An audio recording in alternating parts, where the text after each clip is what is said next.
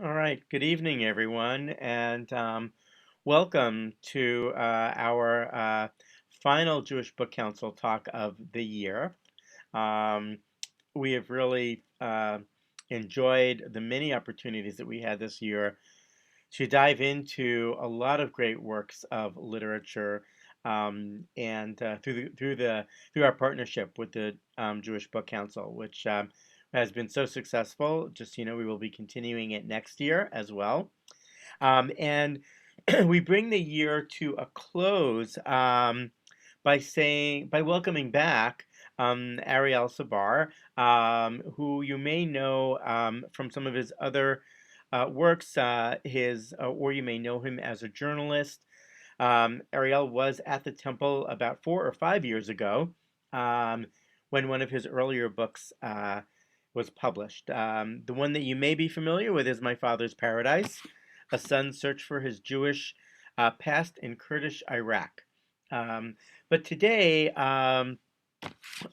Ariel is here to talk about his latest book, Veritas, and I will be putting the link in the chat box to purchase the book if you would like to. I highly recommend it. And one of the reasons that we have invited Ariel back is that Rabbi Prosnit loved his earlier work so much that he was adamant that we invite Ariel to talk about his latest book. Rabbi Prosnit is another meeting. It's hard to be in two places at once. Um, so this book, which I've enjoyed reading, I have to say, it's a page turner. It is a tour de force of investigative journalism, but also delving into these fantastic characters. Um, so I won't tell you any more about the book because I'm going to leave that to Ariel. But I do want you to know that his work has appeared in The Atlantic, The New York Times, Harper's Magazine, and The Washington Post, among others. And we are delighted to welcome Ariel Sabar to uh, join us this evening. Thank you so much, Rabbi. I really appreciate those kind words. And I really did enjoy my visit. I think it was back in 2016.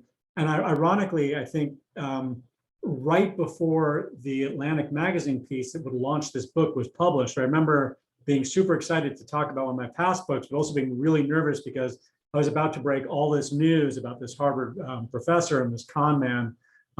Literally, I think, a week or two after my talk. So the two are actually fused in my memory really well. And I appreciate the synagogue's invitation too. Sometimes can be a little bit tricky selling synagogues on a book about Jesus, but I think it's a great story that speaks to themes that are relevant to any person of faith and any person who cares about academic research and scholarly integrity. So what I thought I would do is start just a little bit by reading the book's prologue, because it really puts readers in the room at a key moment in the story. And then I'll talk for about a half an hour. And I think after that, Rabbi, you'll jump in with some questions, and then we'll open it up to the audience. So I'll start here again with just a couple paragraphs from the prologue. On September 18th, 2012, a group of international scholars gathered in a building across from the Vatican for an obscure academic conference on Egypt's earliest Christians. The week-long program looked much like those of years past, with highly specialized lectures on Egyptian linguistics, monastery libraries, and the wills of abbots. But at 7 o'clock that evening, the conference lost any semblance of the ordinary. A senior Harvard University professor rose to the lectern to make an astonishing announcement, one that a select group of journalists was at that very moment transmitting across the globe. She discovered an ancient scrap of papyrus with the power to convulse the Roman Catholic Church. The professor, a 58-year-old historian named Karen King, was a well-known and deeply respected figure in the field of biblical studies. Harvard had recently promoted her to its Hollis Professorship of Divinity, the oldest endowed chair in America and one of the most prestigious posts in the study of Christianity. She was familiar to the public, too, as a best-selling author and TV commentator on the first centuries of the faith. But the events of September 2012 would put her in a brighter and crueler spotlight than any she had known before. In a room overlooking the dome of St. Peter's Basilica, King told the audience of elite scholars that she had already given her discovery a name. Quote, I dubbed it, just simply for reference purposes, the Gospel of Jesus' Wife, end quote. We'll stop there reading from the book and sort of tell you a little bit about the backstory. So, this fragment of ancient paper would make the network TV news and the front pages of the Boston Globe and New York Times.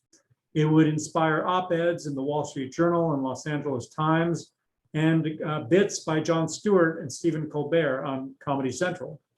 The public reaction to it, you might imagine, covered the waterfront. From conservatives, the devout, and the Holy See, there was dismissal, disbelief, and dismay.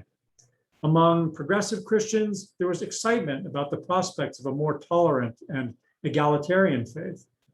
Atheists saw it as just one more piece of evidence that nothing in the Bible was believable.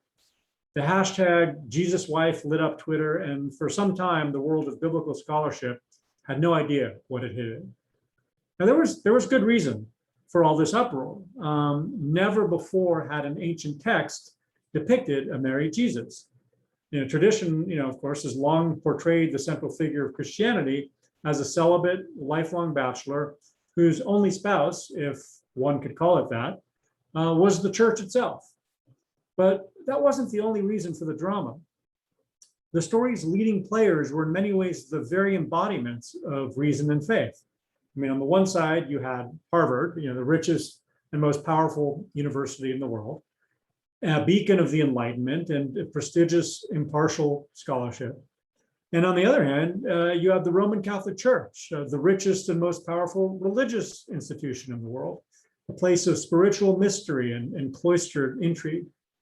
And so there on that fall day in 2012, when Dr. King made her announcement, they were quite literally staring each other down across a narrow cobblestone street, Via Paolo VI, Paul VI Street, named after a pope who vociferously defended the priestly right of celibacy and the exclusion of women from the priesthood. Now, my own interest in the story was something else beside. I had sort of no dog in the fight theologically. I'm a Jew. But I'd returned to it after that first explosion of publicity because I'd been there from almost the very start. Smithsonian Magazine had gotten advance word of Dr. King's discovery. And in August 2012, the editors asked if I could drop everything and fly to Harvard. The magazine wanted me to interview King, then travel to Rome to be in the room when she made her announcement to the world's top experts in the language and culture of Egypt's earliest Christians. So that meant that I had gotten access to the protagonists earlier than any other journalist. I was part of the machinery that had helped introduce the papyrus to the world. And I was the only journalist in that room beside the Vatican when Dr. King revealed her discovery to fellow scholars. And I think that's part of what fired this obsession with getting to the bottom of it, this need to know, this compulsion that I think any serious journalist has to have, which is not just to report the news, but to run it to ground, to figure out if a story, particularly a sensational story told by a powerful institution, could withstand scrutiny. We're in an era where the very idea of facts is under attack. And I think that that part of the journalistic calling is particularly important. But I had no idea what I was getting into when I decided to take this on. I had no sense of how twisted and upside down everything would become. Now, before I get too much farther, and because not everyone will remember the headlines back in 2012, I should probably set the stage a little better. Papyrus is an ancient predecessor to paper. It's where paper got its name. It's made from the pressed and sun-dried stalks of reeds that once flourished along the banks of the Nile. It's newer than clay tablets. Jews love their clay tablets. Newer than clay tablets, but older than parchment. Papyrus was the predominant writing surface in the Mediterranean world at the dawn of Christianity. Now, this particular piece of papyrus was the size and shape of a business card. On its front side were 8 lines of handwritten text in Coptic, the language of Egypt's earliest Christians. Here's a copy of it, kind of blown up to many times its original size. The actual Gospel of Jesus' life is the size of a business card, as I said. And if some of those figures, characters look a bit like Greek, they do, because the language of Coptic is made up of the characters of the Greek alphabet, with like a half dozen Egyptian characters for sounds that the Greek alphabet doesn't make. So Coptic copies of the Gospels are among the oldest surviving copies in any language, and that's for a simple reason. Egypt didn't have a corner on Christianity. Christianity didn't come to Egypt before anywhere else. But what Egypt had was a very dry climate. It's a land of vast deserts, and its arid weather preserved ancient texts that rainier parts of the world turned to mush. So really just an accident of climate that all these ancient texts survived there. And Dr. King decided to call this fragment the Gospel of Jesus' Wife. And that title, I should be clear, is printed nowhere on the papyrus itself. And importantly, the rectangular fragment is missing all of its margins. So it appears as if it had broken off or been cut from the middle of some larger sheet of papyrus. And that larger sheet, in turn, would have been presumably a page in some still larger codex or book. But not only is this presumably larger codex missing, each of the surviving 8 lines of text is missing its beginning and end. So imagine, say, if like 2,000 years from now, every copy of Huckleberry Finn or Pride and Prejudice had vanished, except for a small scrap of sentence fragments resected from the middle of a random page. And yet, the odd thing about the papyrus was that for Dr. King, the randomly surviving sentence fragments formed a coherent story, with beginning, middle, and end. In her interpretation, the 8 truncated lines were evidence of a previously unknown gospel. She knew that in the 2nd century AD, believers had hotly debated the role of marriage and sexuality in a properly Christian life. The Gospel of Jesus' Wife, she proposed, must have been a previously undocumented side in that debate. Here, it seemed, was a group of 2nd century Christians who not only approved of marriage, sex, and women's leadership for themselves, but rooted that theology in the idea of a married Jesus. And Dr. King was renowned for just this sort of puzzle solving. She had risen to the top of her field by wresting meaning from Christianity's most cryptic and fragmentary texts. This papyrus, in her view, depicted a dialogue between Jesus and his disciples over the qualifications of Mary Magdalene to be his disciple. And the show-stopping line sits in the very center of the fragment, and it would make headlines the world over. It says simply this: Jesus said to them, quote, "My wife." So the words that come directly before and after that sentence fragment are wholly unknown. But in her lecture in Rome and in her scholarly paper and in news releases and YouTube videos circulated by Harvard, King presented the world a portrait of Jesus never before found in the ancient world. A man married to Mary Magdalene, a proud husband defending his wife against skeptics, questioning her worthiness as a disciple.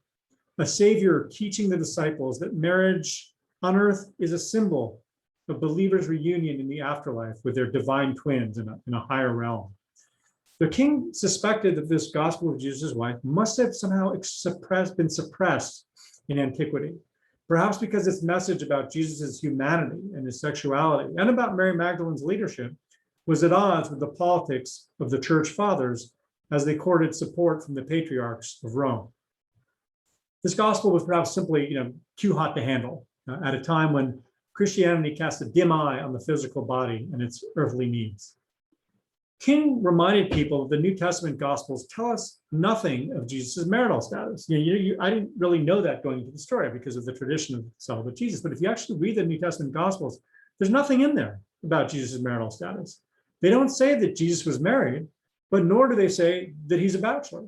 So there's this huge silence, this gap in which centuries of theologians, writers, and artists have sought to place their own interpretation. I mean, going all the way up to, Jesus Christ Superstar and The Last Temptation of Christ, the movie.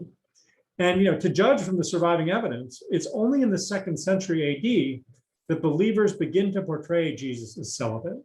So we don't get that until like 150 years after his life. And that may have been nothing more than a matter of, marketing. Remember that Jesus was a Jew. And he launched his mission in the Galilee when Jews were his original audience. And Jews, of course, we know from the Hebrew Bible, were pro-marriage, and in many respects, to use a modern term, sex positive. The God of the Hebrew Bible blesses couplehood. God commands his people to be fruitful and multiply. And the Torah reminds men of the mitzvah of onah, a sacred duty to satisfy their wives. And as rabbis later wrote in the Talmud, any man who has no wife lives without joy, without blessing, and without goodness. Yet the Jews refused to accept Jesus as their Messiah. And by the 2nd century, Jesus' followers had begun to seek converts elsewhere, among groups with very different views about the body. His followers' new audience were Greco-Roman pagans, and many of whom exalted a life of self-denial and saw the flesh and its desires as corrupting. Some scholars argue that this 2nd century alchemy of Greek and Christian thought produced the figure of a wifeless Jesus. As one expert put it, quote, since Christianity was competing with other salvation cults, the degree of sexual repression in a particular area was somewhat determined by the practice of its leading local rival. Christians sometimes tried to gain status by outdoing pagans at asceticism, who could sort of do without more, basically. End quote. So to stamp Jesus as celibate then was to make him more attractive to the Greeks. But might that have been a disservice to history? Because the debate over whether, I'm conscious of speaking to a Jewish audience here, so I have to say, the debate over the historical Jesus, whether the historical Jesus was married, is also, to no small degree, a debate over Jesus's historical Jewishness. Did he marry, like no doubt every other Jewish rabbi of his day, or was he a kind of a renegade bachelor? And it wouldn't have been a complete first. The priestly class of the Essenes, the Jewish sect thought to have written the Dead Sea Scrolls, were also said to be celibate. So there is some precedent, not a lot, but there is some precedent for a class of sort of priestly Jewish celibates.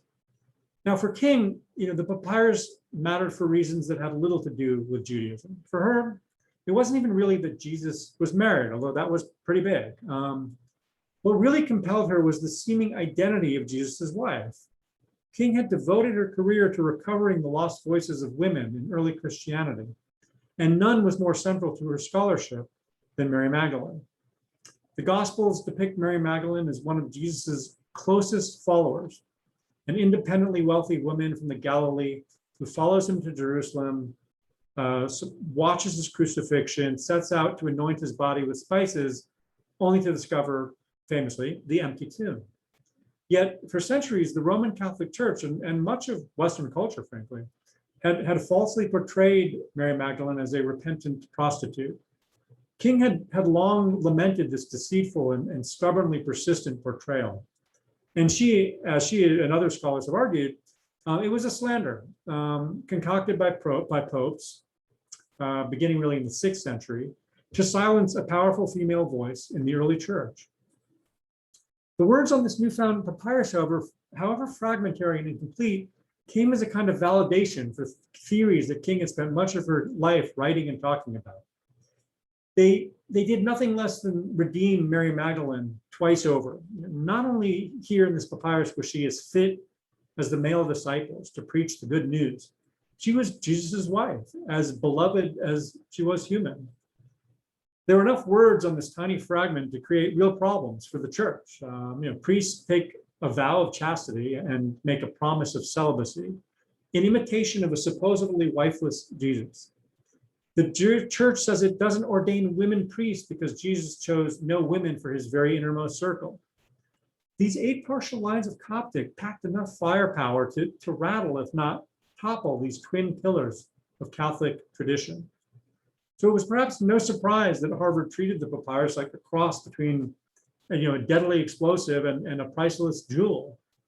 When I traveled to the university to see the fragment a few years ago, I discovered that none of the 400 million manuscripts in its collections enjoyed greater security. By arrangement with the papyrus's then anonymous owner, Harvard stored the fragment in Houghton's library, the most fortified and closely guarded of its 70 library buildings. Houghton houses the university's rarest books and manuscripts: the handwritten poems of Emily Dickinson, a Gutenberg Bible, illuminated medieval texts, ancient fragments of Plato, Thucydides, and Homer. Admission is highly restricted. Surveillance cameras stalk every inch of the reading room.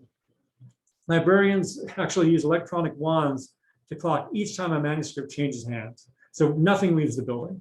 But only one manuscript in all of Houghton Library requires a full-time human minder, a librarian who literally babysits it, a kind of guard who sits at the elbow of any researcher lucky enough to be cleared to examine it. And that one manuscript was the Gospel of Jesus' wife. So even in the beginning, however, there was this unnerving sense among scholars of every rank that something about the papyrus was off. Most of them could accept the possibility that some previously unknown group of Christians had believed in a Mary Jesus. I mean, Christians thought all kinds of things about Jesus before the canon formed and sort of standardized official belief. But so it wasn't that it was sort of heretical, quote unquote. That wasn't it. It was other things. It was the provocative title, the Gospel of Jesus' wife, that King gave the fragment.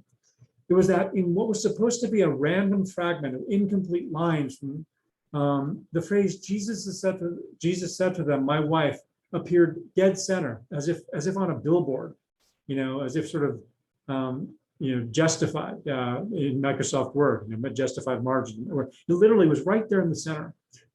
It was the decision to unveil it beside the seat of the Roman Catholic Church. It was the almost made for TV headlines of Harvard versus the Vatican, of Reason with a capital R dropping a bomb at the doorstep of faith. And I'm not sure how many people have read the Da Vinci Code by Dan Brown or seen the 2006 movie with Tom Hanks, but because the Da Vinci Code sold something like 80 million copies, I've no doubt that most people have heard of it. In a nutshell, a fictional Harvard professor of religion, discovers a Catholic conspiracy to bury evidence of Jesus' marriage to Mary Magdalene, a secret whose exposure would supposedly bring the church to its knees. The thriller's fictional Harvard professor finds an important clue to this long-suppressed secret by way of a cryptic message inscribed on a piece of papyrus. And so the question presented itself, was Karen King's papyrus an authentically ancient manuscript? Was it just a freak case of life imitating art? Or was something darker at play? These were some of the questions I was left with after filing that first deadline story for Smithsonian Magazine in 2012. I didn't have time to pursue it further. I'm a freelance journalist and I had to move on. I took on different assignments on different subjects for other magazines, but those questions didn't go away. And in 2015, 3 years after my Smithsonian piece, I Googled around to see what had become of the Gospel of Jesus' wife. Scientific tests that King had commissioned seemed to have found no signs of modern forgery. And among her backers was an illustrious NYU professor, considered one of the world's leading experts on papyrus, and a New Testament scholar at Princeton. But many of King's colleagues, liberal, conservative, everywhere in between, believed that something was amiss. Not so much the Da Vinci-esque content, but its bizarre handwriting, its grammatical errors, even the way the words were strung together. One scholar figured out that the partial lines of text on the Gospel of Jesus' wife could be cleverly constructed by cutting phrases from an actual gospel, the Gospel of Thomas, and reassembling them to say something new, like a kidnapper who sort of fashions a ransom note from words snipped from different pages of different magazines. So after 3 years, scholarly opinion had moved decidedly toward the idea that the fragment was a fake, but still there was uncertainty. On academic blogs, debates raged over whether King had made a historic find or whether she had somehow wound up at the center of an audacious hoax. After spending some time catching up on the latest peer-reviewed journal articles, I noticed that a baffling question had yet to be answered. Where in the world did this papyrus come from? What was its ownership history or provenance? Karen King had told reporters in 2012 that a private collector had given it to her, but she had refused to identify him. She said that he wanted anonymity and that she would respect his wishes. Where he lived, what he did for a living, King wouldn't say. The farthest I'd gotten when I'd pressed while writing my piece for Smithsonian was that he was a complete stranger, a cipher who'd emailed her out of the blue one day to say he had an interesting manuscript he'd like her to translate. His request for anonymity wasn't wholly unreasonable. Many private collectors disfavor the public eye. But as a journalist, I knew that sources matter. When a complete stranger, I was a daily journalist for many years, and when a complete stranger shows up in a newsroom with a sensational scoop, it's not enough just to vet the information. A diligent reporter will also investigate the source. Who are they? What's their history? What do they want? How might they benefit from a particular piece of information becoming public? What ulterior motives might they have for requesting anonymity? Do they have a record of being trustworthy? Is there anyone who can vouch for their bona fides? So, the final source of this for this discovery for me as a journalist was Dr. King, and she was an esteemed historian at Harvard. Her reputation seemingly beyond reproach. But what about her source? Isn't a change or only as strong as its weakest link? It's a cliche, but it's true. In the fall of 2015, in a dry spell between assignments, I decided to search for this anonymous collector to figure out who he was. If the truth about the Gospel of Jesus' wife were ever to see daylight, I felt, the path to it lay in the shadows of this faceless man. But how to get to him? Despite appeals from journalists and her own colleagues, Dr. King would say nothing. This man, this private collector, had been so helpful to her. He had agreed to everything she'd asked, and she felt duty-bound to respect his only real request. So there was this huge roadblock, bristling with barbed wire. Unlike some journalists setting out on an investigation, I had no court files or police records to work from. I had no sworn witness statements. I had no deep throat source who could hand me the whole story on a platter. I would have to fit together a puzzle whose thousands of pieces often felt deliberately scattered and hidden. The only thing I had going for me at first was a wonderful editor at The Atlantic magazine who believed that no matter how it ended, I'd have sort of a wild detective story. Even if I found nothing, the hunt for answers might be a tale worth telling. Now, I had no intention of setting the bar that low. You don't want to come back to The Atlantic empty-handed. Certainly if you want another assignment, you don't. But I was grateful when she told me to trust my instincts and follow the clues wherever they led. And the fruits of that first investigation appeared in a story I wrote for The Atlantic in 2016, shortly after visiting Temple Emanu-El. And now, after 2 additional years of full-time shoe leather reporting, it led to this book, which sweeps far beyond the magazine story into worlds that just completely threw me. I traveled to 12 American states and to Germany, Italy, Norway, and Switzerland. I spent weeks in libraries squinting at small type in decades-old phone books, tracing the movements of characters whose lives spiraled through the story. I knocked on doors in small towns from Southwest Montana to Southern Germany, following leads from one house to the next. My path would eventually take me to the halls of the Vatican and Harvard, and to the headquarters of the East German Stasi, former headquarters of the East German Stasi, before winding back in rural Florida, where I discovered one of the most fascinating men I've ever written about. On paper, Walter Fritz looked like an unremarkable local. 50 years old, married, RV owner, licensed to fish and hunt. But once I started digging and once he started talking, I found a man whose life bore a Da Vinci Code-like stamp long before Dan Brown had ever set pen to paper. I found a man both animated and seemingly scarred by the complex cross-currents of sexuality and faith. The relationship he'd formed with Karen King was as enigmatic as his own life story.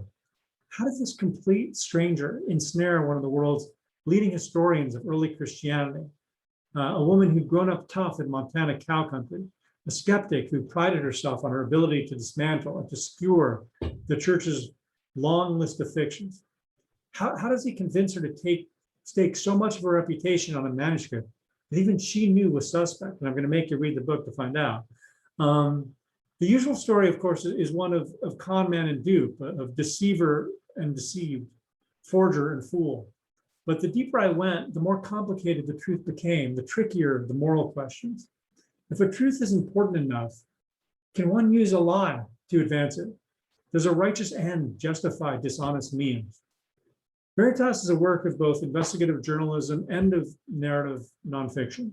On its surface, it's a globe-straddling mystery, a true crime detective story at the crossroads of desire and faith. If I succeeded, however, it will leave readers thinking about and wrestling with much larger questions. about the slipperiness of truth, about the seductions of belief, and about the sometimes porous line between reason and faith. Thank you.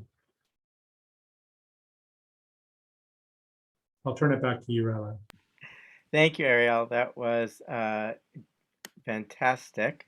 I think after that, everyone will want to buy the book to find out some of the missing pieces that we don't have yet. But so first of all, I will invite anyone to ask any questions. You're welcome to raise your hand. You're welcome to put a question in the chat box. So if there's anyone that has a question, please feel free to jump in. But so Ariel, I guess one of the main questions, and I don't want you to have to give away the answer, of course. It seems that Karen King is to some degree willing to stake her reputation on something that she ultimately could not prove. And was it, so I guess as I was reading, I was wondering, was it ultimately, what was of ultimate importance to her? Whether this fragment was real or not, and I mean, or was she trying to argue for a different, or what she believed to be an actually truer role of women in the early church? And did she have any fantasy that that would uh, create or offer change for today? Yeah, no, those are all really great questions. I think, it's really hard to stare into someone's soul and know exactly what motivates them. I think towards the end of the book, I sort of lay out a lot of evidence. And I want readers to kind of come to their own conclusion.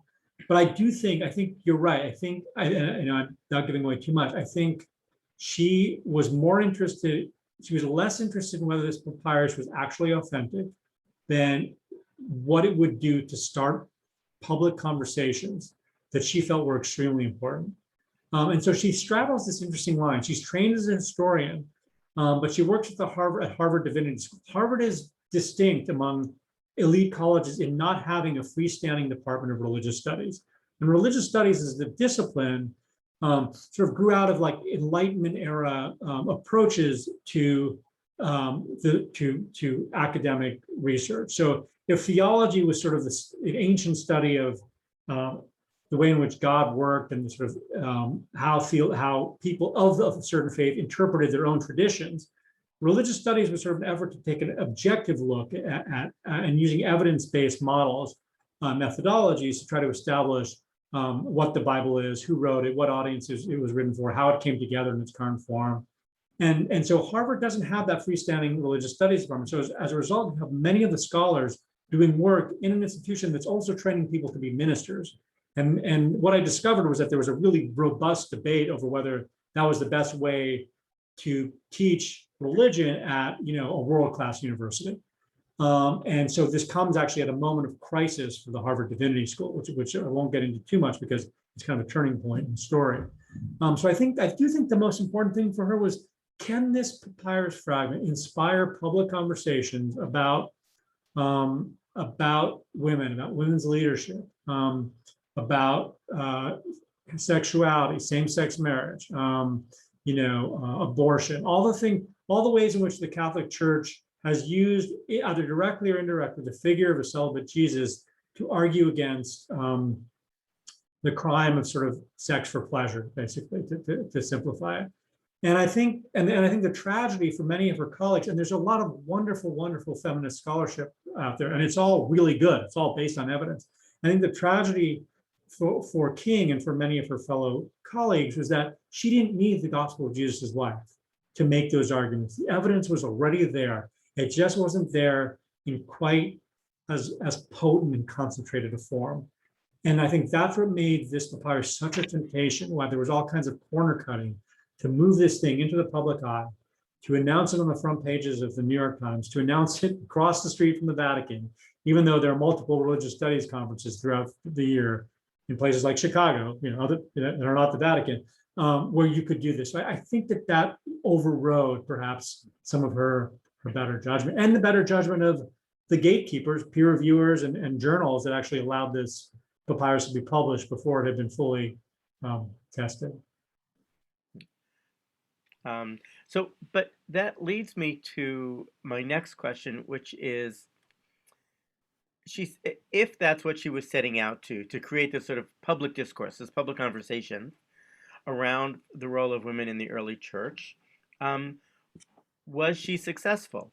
Did all the controversy around this fragment take away from the potential of that conversation? But I wonder, did the conversation, even before more research was done on the provenance of the fragment, was that conversation starting to happen, or did it never gain the traction she hoped it would? I don't think it ever gained the traction she hoped it would, because the eyes of a lot of experts, it wasn't a great, in some ways it was a brilliant forgery, but it was only a brilliant forgery because papyrus isn't typically used as a medium for forgery. When you have the great forgers, you have people, excellent forgers, devote their time to forging something. They're going to forge like a modern math. They're going to forge like a Picasso, right? They're going to forge a Leonardo da Vinci, something that's going to fetch hundreds of millions of dollars at auction. Papyrus traditionally was the waste paper of the ancient world. People didn't bother with it. Forgeries were bad. Forgeries weren't even written in ancient language. They were like scribble scrabble that you would sell to tourists at a trinket shop in Cairo. So people didn't really bother. And I think that that's what really caught people off guard. They're like, this is bad, but it's not, compared to most papyrus forgeries, it's really good. And so I think there was this kind of sense of, it's not so terrible. It's so if someone really were really trying, it would be way better than this. So it was this kind of serpentine thinking, because it's so ugly, it can't be a forgery. And so there was this, people were kind of twisting themselves into knots to try to explain whether this would be real. But I think the reaction among some of the top scholars in ancient Christian manuscripts right away was that this is painfully a forgery, and it's obviously a forgery. And they started talking, and they started being interviewed by the press, that the conversations she wanted people to have were very quickly short-circuited. There were some, and I think there was excitement.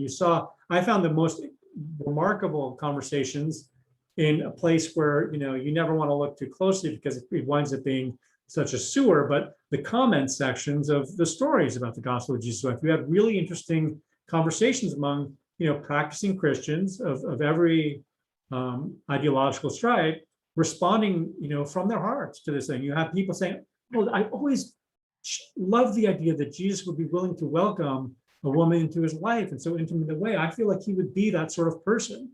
And I love that this suggests that he might be."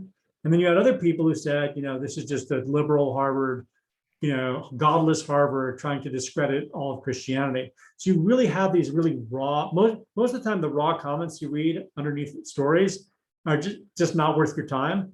But these were actually really heartfelt in a way that it really got a sense of what the conversation was beginning to look like before her failure to do the kind of testing you want to do before going public discredited a lot of it. So I think it was painful for a lot of people, a lot of scholars who actually shared her very legitimate and very understandable and good, I think, desire to have these kinds of conversations. It wound up being, I think the tragedy again is that her greatest strength in many ways wound up being her undoing. And that's what I think makes the story a very human one. It's not, no one is portrayed as sort of, like a villain. Everyone has sort of, the con man has his, is also kind of what is in some sense a sympathetic figure, even if you disagree with what he did.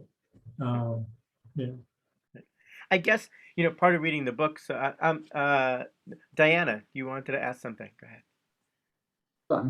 Okay, yes, I did. I'm very intrigued by the fact that this was a Coptic, written in a Coptic language. I didn't even realize that the Coptics had their own language. Mm-hmm. Is it a Semitic language? No, it's the last phase of the Egyptian language. So Egyptian, I think Egypt obviously speaks Arabic now, right? So if you go back to cuneiform, is the earliest form of Egyptian writing. It goes from cuneiform to something called hieratic script, and then it goes to something called Demotic, and then finally in its last phase, as like the pharaohs are, the tradition of the pharaohs are dying out, and before the conquest, right after the conquest of Egypt by Alexander the Great, you have this move to Coptic, which is basically, it's a fascinating language because it's kind of a Creole. It's essentially the Egyptian language sounded out in Greek letters. So it's really this hybrid of Greek and ancient Egyptian. And it's the last one you find. And it winds up being, for reasons that are disputed by scholars, it winds up being primarily the language of Egypt's earliest Christians. It's unclear exactly why, but it winds up being confined, or at least preserved in the greatest quantity as the language of Egypt's earliest Christians. So that's why, yeah, it's both a group of, now we think of Coptics, we think of, well, the Egyptian Christians, but it actually refers to the language that they wound up speaking, which is the last phase of that Egyptian tongue. And what is the suggested rationale for why this particular writing would have been found in Coptic? Were there other Gospels written in Coptic? Yeah, no, that's an extremely good question. So everything that's in every Christian text that is in Coptic, including presumably this one, had it been authentic, would have been a translation from the Greek. I mean, the thought is that all the earliest Christian papyri were written in Greek. But the thing is, we don't have any Greek papyri from the first century. It's unclear why. We don't have a lot. Even the Gospels themselves, the earliest Gospel isn't thought to have been written until 40 years after the life of Jesus. So there's that whole problem. But the idea, and then what Karen King posited, was that originally this Gospel would have been written in Greek. That doesn't survive because, again, it's just a climate issue. Like places where people read in Greek tended to be wetter.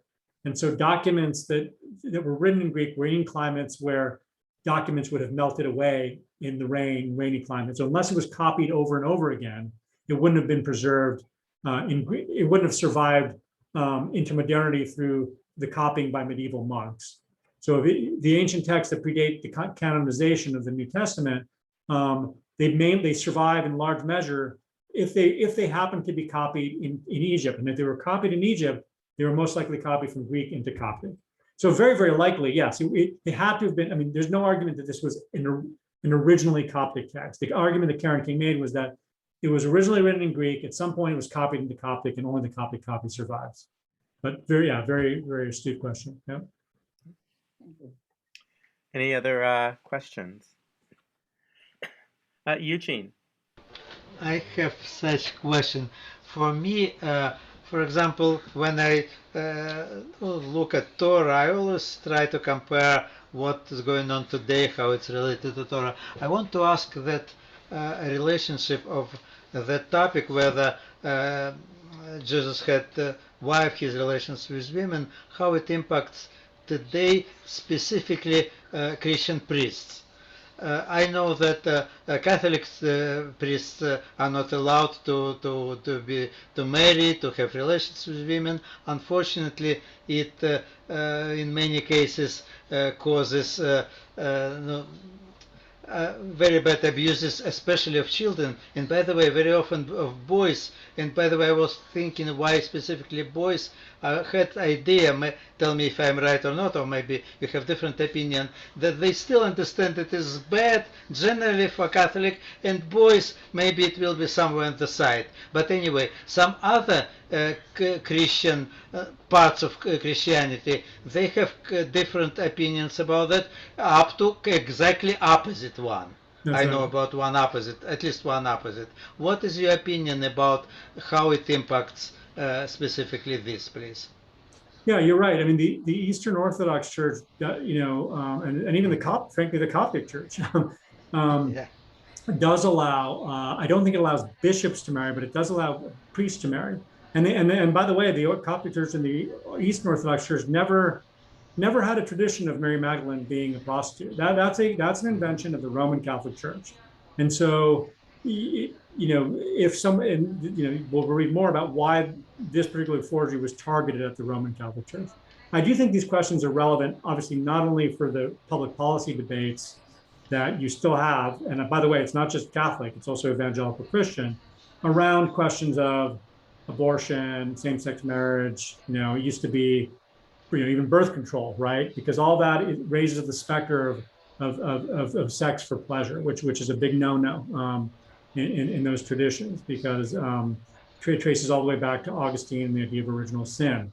And so there are all those policy debates where this theology is kind of there in the background, still relevant. Most people don't connect those ideas, but that's where it fundamentally comes from. It is an issue for the Catholic Church, and it's become more of an issue because of the questions.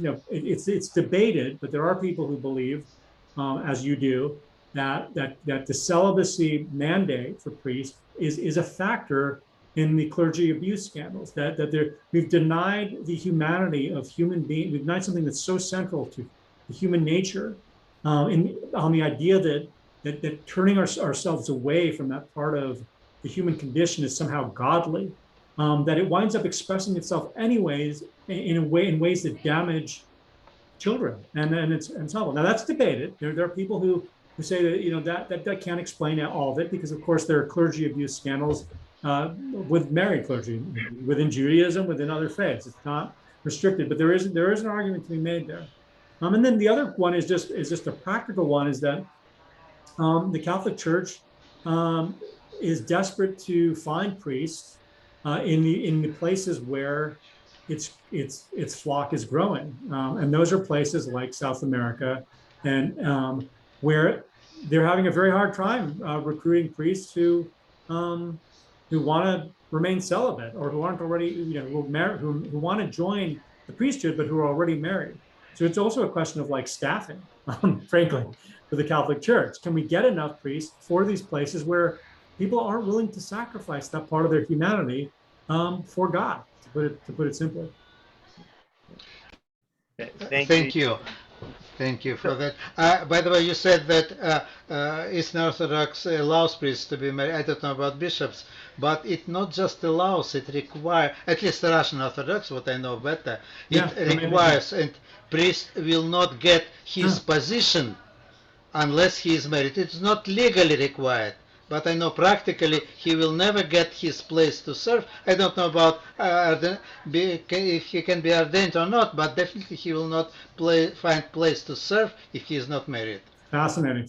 Yeah, I don't know all those traditions, but it's interesting to hear, because I think as the people, there is this diversity, and I think that the ways in which the different Christian traditions have branched off tells us a lot about the way in which people have interpreted the life and teachings of Jesus in just really different ways. And I think that that's true not only now, but as Karen King's very good scholarship has pointed out, and others point out, there was a lot of debate at the very beginning of Christianity about what Jesus' life represented, what it meant.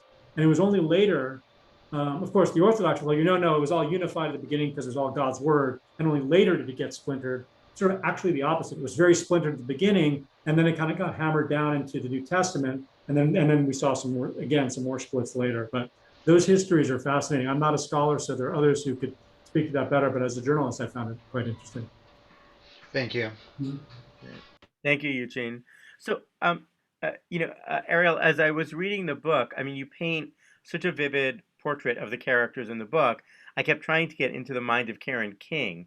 And one thing that kind of intrigued me was that it was interesting that given her own religious background growing up in both the Methodist and the Episcopalian churches, those are denominations where women have risen, in the Episcopal Church to the top even. Yeah.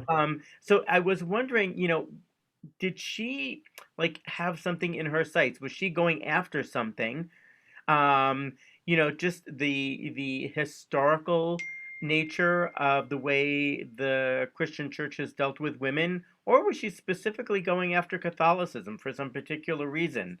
Yeah, it's hard to. I mean, I do wonder about that, because you're right. The churches she was in were very supportive of women faith leaders, and so part of the way she portrayed it in some of her writings was, her work is less. I mean, her work was about starting conversations to help congregations reform, essentially.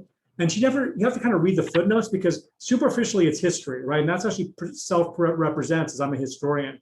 But if you actually read the footnotes, what she's really trying to do is reform traditions. And I think she, again, you don't want to psychoanalyze people too much, although I do some in the book. I do think that she had from her start, and all of us are born with a kind of temperament. She was someone who was headstrong, knew exactly what she wanted to be, was comfortable being a lone wolf. She was bullied a lot as a kid, and she really detested anybody trying to tell her what to think or what to do. She grew up in a conservative town. She was her own person, and I think temperamentally, the idea that there were parts of a church. She had this evangelical conversion when she was a girl at a summer camp. There were parts of the church, including in her own small town, that were going to tell believers how to do Christianity right. Right? If you're going to be a Christian, these are the right ideas you need to have. If you don't have those ideas, you're not a Christian. And that really got under her skin. The idea that there are right thinking Christians and wrong thinking Christians. And so I think from a very early age, she had this kind of gut level mission to shake that up, to say that, how dare you? No one's going to tell me how to speak to God, what relationship I'm going to have with God. And I think that's a fascinating position, and one that theologians have debated for a long time. But I think that in a weird way, this expressed itself as more of a destructive impulse than a constructive. At least if you look at the particular, because the point you're making is there are all these resources within, mainline, Protestantism to do this kind of repair.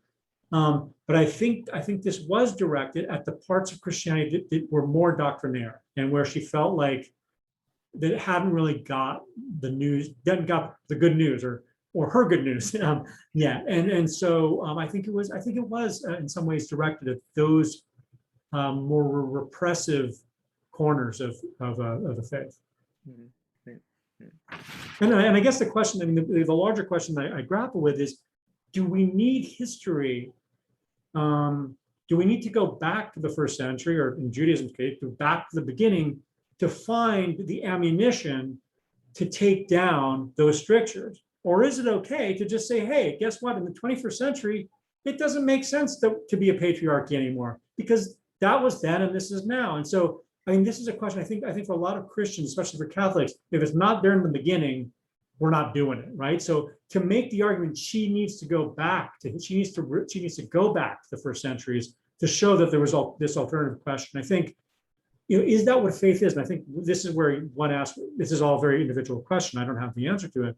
But do we need to in order to justify the way we conduct ourselves in our houses of worship, do we need to be able to footnote what we do to, adding, what is it, Leah, Sarah, and what to the prayers? Do we need to say, well, there were people who did that, or probably they didn't, right? But it's the right thing to do now. And so that's what I wrestle with, and I don't have the answer to, but as people read the book, I want them to say, well, do we need history to affect change? Right. Or can we just do it because it's the right thing to do in the year 2021? Well, it's interesting because I think that much of feminist theology is about reclaiming those voices that were not there, that were not recorded, and we're not Christians are not the only ones who do it. We do it. Yeah. Certainly. We do it largely through Midrash. We have an avenue that sort of allows for this extra textual layer of being able to add voices in without necessarily changing the text itself, changing the biblical text. And we've done that also as well, as you pointed out, through our liturgy of adding women's voices, or at least women's names, back in the liturgy. And I'm wondering, is there any, is this maybe a cautionary tale about the lengths or the limits that we can go to try to imagine a past different than it's presented when we start to write in those extra historical pieces? Yeah, I don't think anyone would object, any reasonable person would object to the idea of of when you're in a house of worship, the rules of sort of evidence don't apply. I mean, that's kind of what faith is, right? It's like, I mean, again, everyone has their own reading of this, but for me anyway, like, this is a place where flights of fancy are welcome, that where we can imagine the past. We can imagine it because we're in a place that encourages that kind of reimagination. But when you're writing a peer-reviewed history paper, I think it's sort of a truth in advertising thing. I think you need to say, like, if you're doing history at Harvard as a historian, that needs to look and be labeled differently than what you're doing in a church or synagogue, where you're trying to reimagine a tradition to make it more inclusive, where you're trying to allow people the spiritual creativity to really connect with the divine in their own very personal ways that may be about nature, that may be about imagination, that may be about all the personal pathways we find to something greater than ourselves. And that's okay, but I think that needs to be labeled as such so that the people you're engaging with, whether it's journalists, whether it's the public, know where you're standing. And I think one of the problems with King did with King's conduct was that her own positioning wasn't made clear to the audiences she was speaking to a lot of the time, so that the wires got crossed. And so I don't think anyone, there were, again, a lot of wonderful feminist theologians and all kinds of theologians who are reinterpreting the faith for our own times, and that's wonderful. But I think it's, so when are you being a historian and when are you being theologian? And I think that's what makes this, those lines got really blurry for King, and I think that's what makes this story fascinating. Yeah. Right. We're almost out of time, but I know that you've interviewed Karen King in the past, and I know that you did go to one of her a presentation of hers some years ago as sort of a person in the room. Yeah. And I'm wondering, does she take your calls or respond to your emails? Yeah, I mean, no. The answer is no. I mean, after, I think she really started to disengage from all of this once it became clear that the papyrus was a fake. Rather than kind of coming out in front of it, which I think if you're a publicist, you might recommend she do, and saying, look, screwed up. Here's what I learned. Let's get past this. Let me open my books to sort of, like, she just didn't, that's not in her persona. She grew up tough in Montana cow country. In fact, I saw one of her talks it was a YouTube video where she said, you show no vulnerability. You never show vulnerability. That it's just not something that's in her character. And that's what makes her an incredible kind of pioneering scholar in a way, because she doesn't take anything from anybody, and she will pave her own path. And so I think she really started, she did, after my Atlantic piece, she didn't want to, I went to her with the findings that I in 2016 that I made for my Atlantic piece. I said, look, I'm about to publish this thing, but before I do, I'd like to sit down with you, let you know what I found, be completely upfront with you about what I found, and to be able to incorporate your quotes or your reaction to it in the story, because I wonder whether it'll change your view of authenticity. And this quote stunned a lot of her fellow scholars, where she said, I don't see the point of a conversation. I'm not interested in talking about it. I don't see the point of it. She said, I'll read your story when it comes out. But so it was like, again, a historian saying, I'm not interested in evidence, which is weird. But then when the story came out, she called me, I emailed her again, I sent her a link, and I said, I'm still interested in hearing from you, completely open-minded about this. She did call me the next day and say, I read your story, I learned some things I didn't know. I now believe the papyrus is a fake. And that reversal was such big news, it actually made the front page of the Boston Globe, because the Gospel of Jesus' Wife had been such a big story. I mean, Boston, of course, is a very Catholic town, also the hometown Harvard, basically. And so, I tried to do the same thing for the book. I said, look, I let her know as soon as I got the book contract, so I'd really like to continue the conversation. I'd like to tell as much of the story from your perspective as I can. Can we meet from time to time during the course of the reporting? I'll be respectful of your time. And it was just a wall of silence. There was just no engagement. So I try not to never take things personally. I just view it as like, it's another hurdle for me. So I need to bend over backwards. I need to work twice as hard without her cooperation to try to get her point of view, her ways of thinking into the book. And I did that by talking to people from throughout her life, from all the way from her childhood up to the present. So Mm. again, she's a fascinating character and Yeah. extremely brilliant. No question at all. Well, Ariel, thank you so much. And, even with our hour together, we have barely touched on the book. We barely touched on Walter Fritz. Um, Buy the book just for the pictures of Walter Fritz.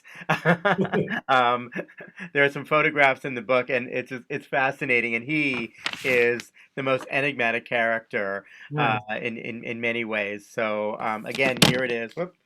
Veritas. I highly encourage you thank to you. read the book. And I'm not someone who normally, gravitates toward that type of book, but it was fantastic. It was really, Thank you. really great. Thank you.